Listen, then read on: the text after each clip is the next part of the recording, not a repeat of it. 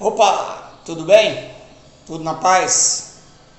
Vamos continuar então com essa sequência de vídeos aí sobre a verdade e suas implicações. Hoje eu quero refletir alguns aspectos dessa nossa conversa que eu julgo muito importantes.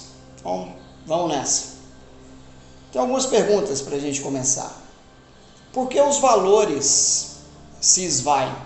Porque, na verdade, os valores, se são valores realmente, eles não deveriam se esvaziarem, eles não deveriam se perder, se diluírem, como a gente tem visto por aí.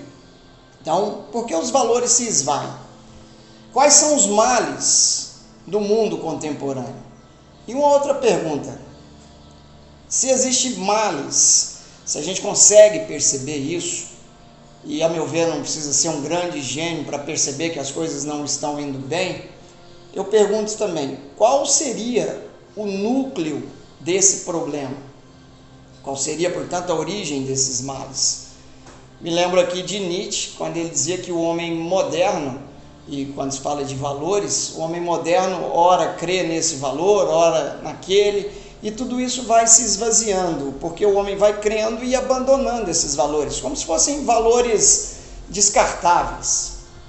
Cultura, mais uma vez, do descartável. Olhando para tudo isso, olhando para a vida contemporânea, talvez a gente percebe uma vida que está centrada unicamente no que nós chamamos de progresso. Um progresso que é visto muitas vezes como uma espécie de ídolo a ser alcançado, a ser idolatrado de qualquer maneira, de qualquer forma, a qualquer custo, a qualquer preço. Então, uma vida centrada unicamente no progresso, nos interesses materiais, por vezes, numa vida artificial, virtual, no avanço tecnológico, no prazer, uma vida centrada também no sucesso, no dinheiro, no poder. Tudo isso a gente vai percebendo que vai empobrecendo o homem cada vez mais. E aí, tendo em vista tudo isso que eu apontei panoramicamente, eu pergunto também, de onde nós vamos tirar os nossos autênticos valores? Continuando ainda com essa reflexão, a cultura contemporânea aparentemente perdeu o sentido desses valores absolutos, desses valores que, na verdade, constituíam pontos de referência para todos nós, pontos essenciais, pontos irrenunciáveis, que dirigiam o nosso pensamento, que dirigiam a nossa vida. Lembrando mais uma vez de Nietzsche, poderia mencionar o que ele escreve, não é? Quando fala sobre a morte de Deus. Você mata Deus e a partir daí cria-se um super-homem. Você mata Deus, mas você mata também um fim último. Você mata Deus, você mata também o ser. Você mata Deus, mas você mata também, consequentemente, o bem. Mata a verdade, tendo em vista Deus como um valor absoluto, como o ser absoluto, como aquele que é visto como fim último, como objetivo a ser alcançado. Negando tudo isso, nós destruímos uma série de coisas. E isso não é só um problema relacionado à fé, eu já falei um pouco sobre isso em outros vídeos. Destrói-se tudo isso, mas ninguém sabe o que colocar no lugar. Eu tiro lá a verdade, tiro o bem, tiro a beleza, tiro Deus, mas eu coloco o que no lugar? Aqui também não quero ser repetitivo, já falei sobre isso várias vezes, mas não me canso de repetir. Quando você tenta substituir algo que é insubstituível, e quando você consegue substituir algo que é insubstituível, e isso já parece um absurdo, mas substituir algo insubstituível, mais cedo ou mais tarde, vai dar problema. Se você expulsa a realidade, por exemplo, pela porta, mais cedo ou mais tarde ela vai dar um jeito de retornar, ou pela janela, ou pelo telhado, enfim, ela vai cobrar o seu preço, mais cedo ou mais tarde. Enquanto você, mais uma vez repito, vai destruindo tudo, parece que existe uma força destrutiva muito grande no mundo contemporâneo. Olhando para outro lado, nós não percebemos uma força construtiva, uma força criadora. Essa proposta de uma cultura que, por exemplo, São João Paulo II chamou de cultura de morte, essa proposta promove uma inversão dos valores, dos antigos valores. Portanto, os valores não pertencem mais a uma esfera transcendente, uma esfera que está acima de nós seres humanos, uma esfera que está além. Então, esses valores agora pertencem a uma espécie de autoimposição. Tudo depende da minha vontade, tudo depende dos meus interesses. Nós matamos a verdade, mas o lugar ainda está lá. Mesmo que vazio, o lugar ainda está lá. Não sabemos o que colocar no lugar. E mais uma vez eu repito, substituir algo que é insubstituível é um absurdo. Então, a realização dessa autoimposição em suas várias possibilidades e modos, de alguma maneira se impõe como uma espécie de valor supremo. Tudo é o eu.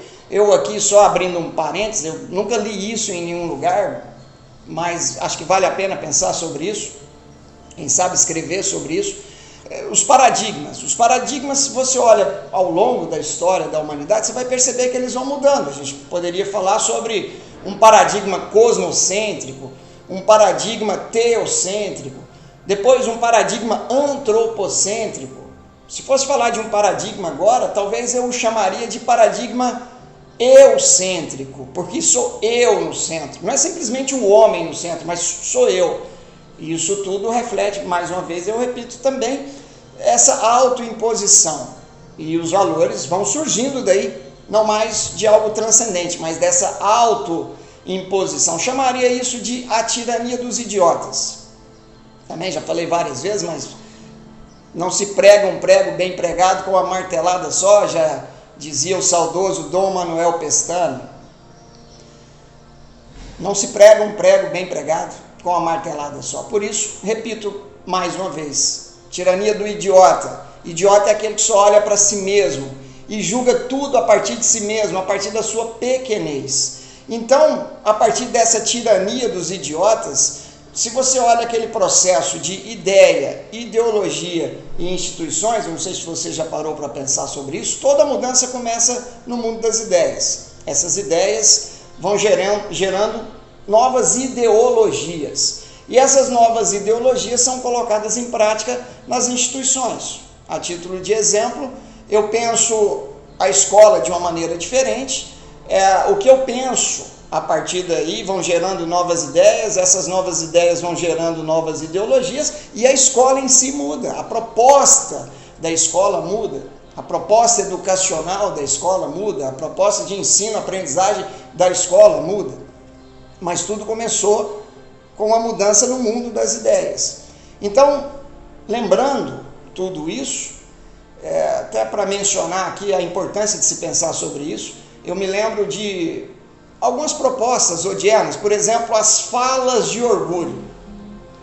Eu posso isso, eu posso aquilo, eu posso me tornar o que eu quiser, eu sou o que eu quiser ser, eu me torno, enfim, tudo isso que você já sabe, né, que muita gente chama de falas de orgulho. Eu devo lembrar que o pecado que o diabo mais gosta é justamente o orgulho, porque você querer ser isto ou aquilo, você ser isto ou aquilo, não responde à pergunta o que você deve ser. Fazer isto ou aquilo não responde à pergunta o que você deve fazer. Gostar disto ou daquilo não responde à pergunta do que eu devo gostar. E quem tem pensado sobre isso? Mais uma vez lembrando Nietzsche, essa inversão de todos os valores em função dessa autoimposição, também se liga àquela proposta dele. Você mata Deus e cria-se o super-homem. Então esse super-homem pode tudo. Tá certo? Então é importante pensar sobre isso. Porque, mais uma vez também, eu relembro Gostar disso ou daquilo não responde a pergunta do que eu devo gostar. Fazer isto ou aquilo não responde a pergunta o que eu devo fazer.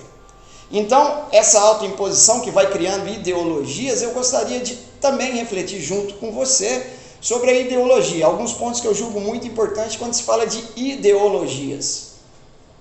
Ideologia é um sistema de ideias, valores, princípios, verdadeiros ou não.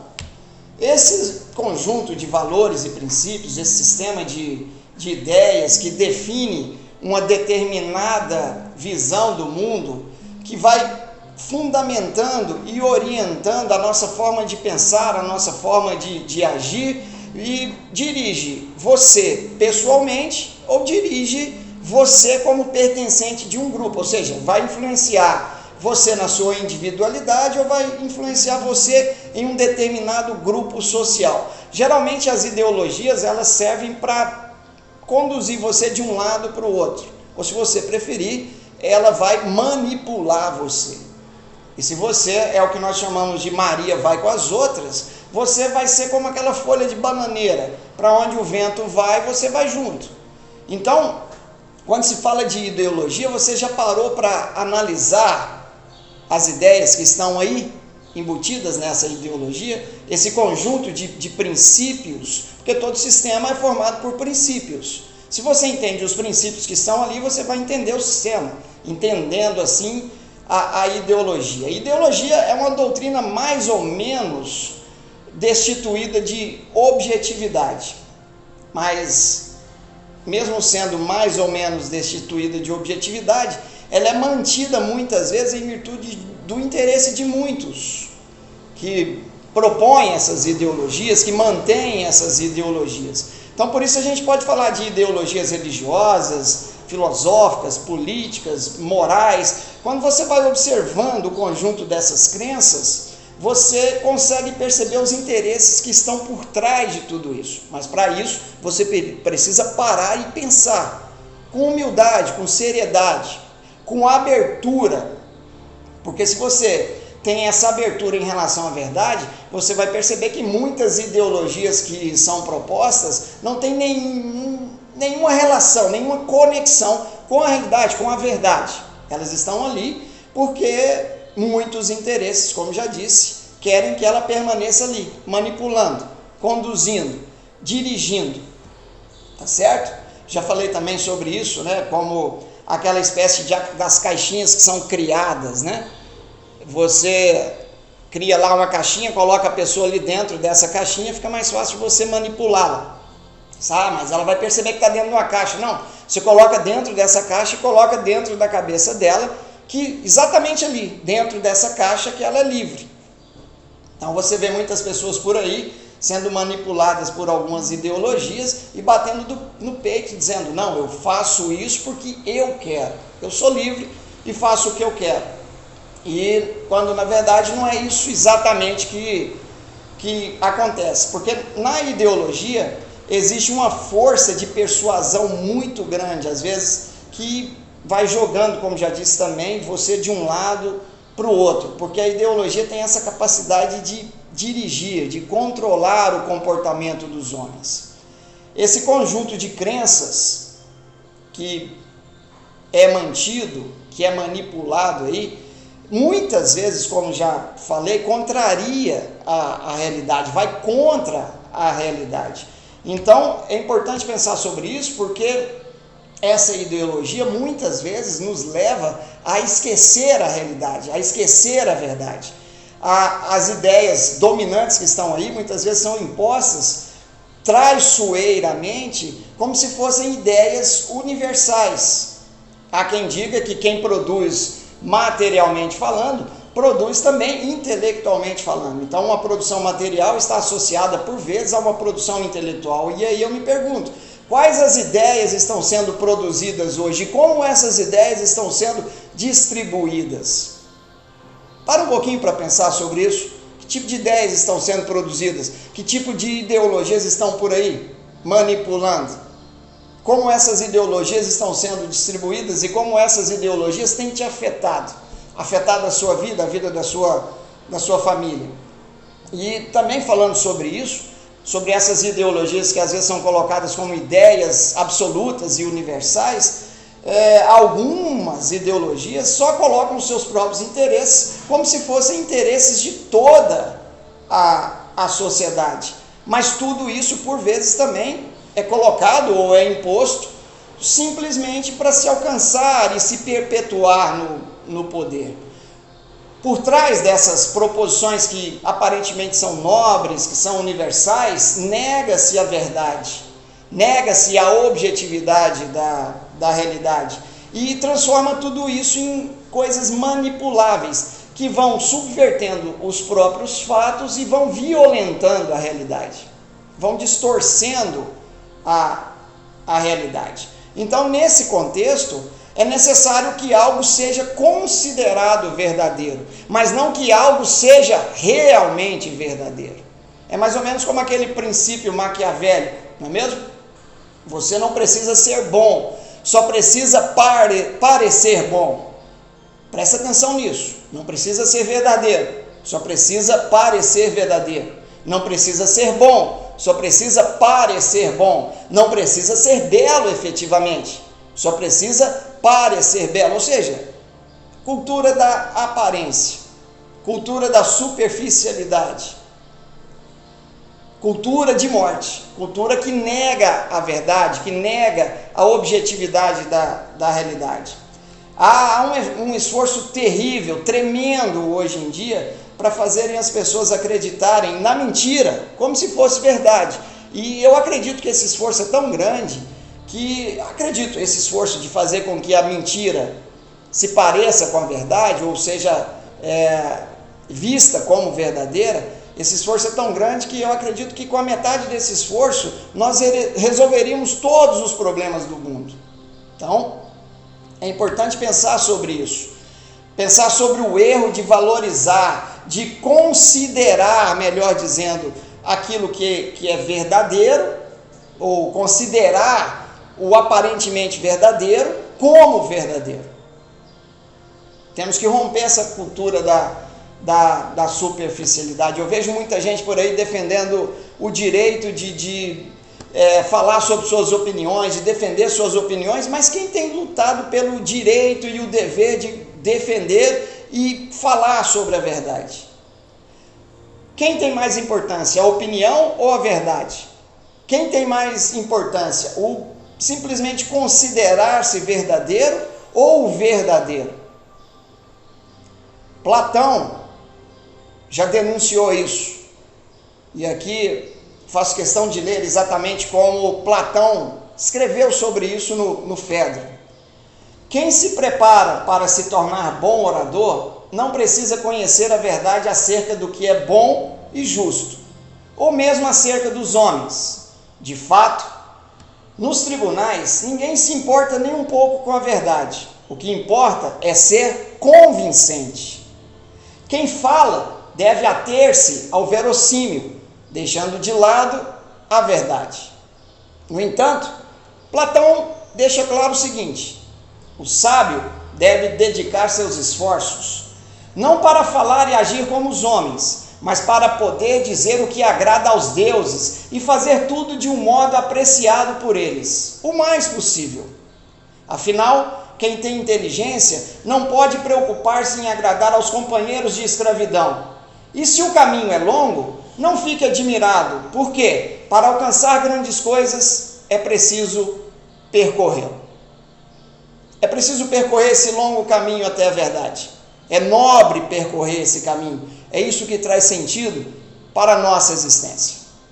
Valeu, até o próximo vídeo.